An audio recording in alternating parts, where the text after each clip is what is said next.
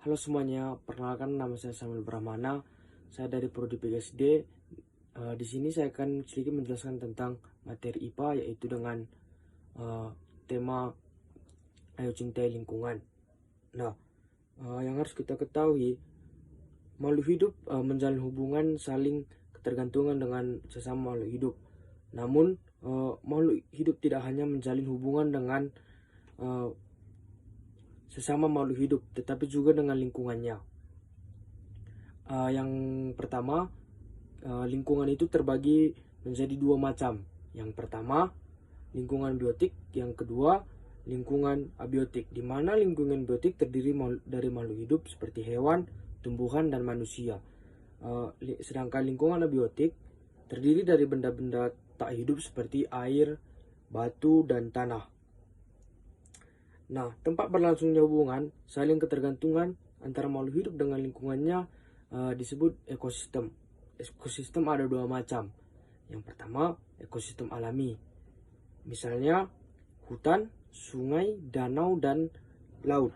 Yang kedua, ada ekosistem buatan. Misalnya seperti sawah, ladang, kolam, dan akuarium.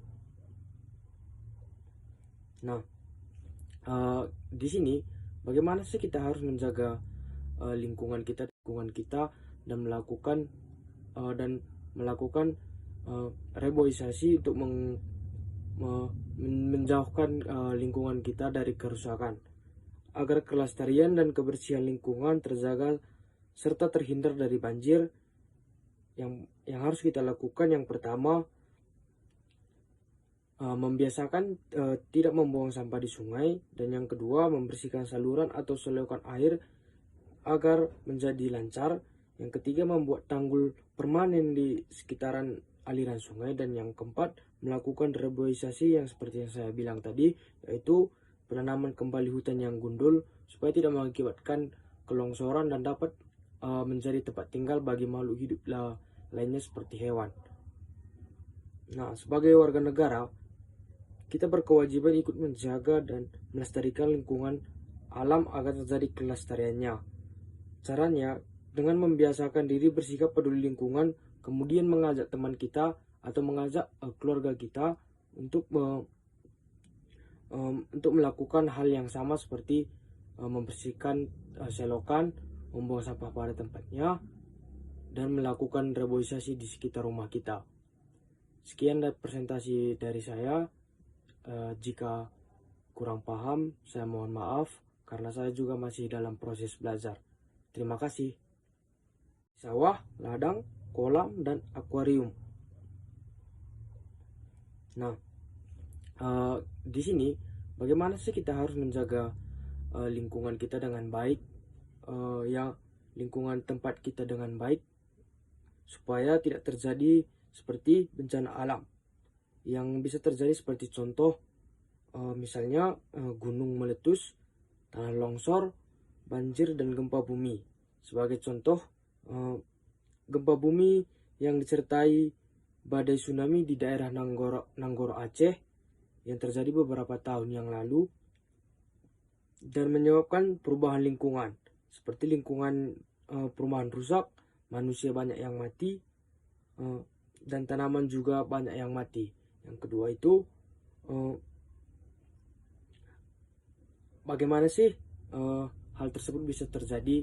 Apa yang menyebabkan bencana tersebut dapat terjadi? Yang pertama yang pasti yang kita ketahui adalah yaitu ulah manusia. Misalnya pencemaran air dan penebangan hutan secara liar. Penebangan hutan menyebabkan hutan gundul, sehingga jika terjadi hujan dapat mengakibatkan banjir dan hewan kehilangan tempat tinggal. Pencemaran air di sungai menyebabkan kehidupan hewan dan tumbuhan juga terganggu.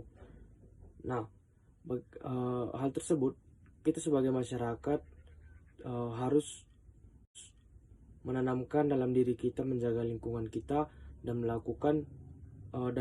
melakukan reboisasi untuk menjauhkan lingkungan kita dari kerusakan agar kelestarian dan kebersihan lingkungan terjaga serta terhindar dari banjir.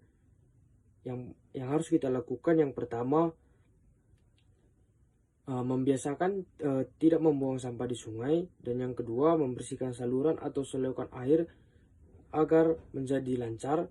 Yang ketiga membuat tanggul permanen di sekitaran aliran sungai, dan yang keempat melakukan reboisasi yang seperti yang saya bilang tadi, yaitu penanaman kembali hutan yang gundul supaya tidak mengakibatkan kelongsoran dan dapat menjadi tempat tinggal bagi makhluk hidup lainnya seperti hewan. Nah, sebagai warga negara, kita berkewajiban ikut menjaga dan melestarikan lingkungan alam agar terjadi kelestariannya. Caranya dengan membiasakan diri bersikap peduli lingkungan, kemudian mengajak teman kita atau mengajak keluarga kita untuk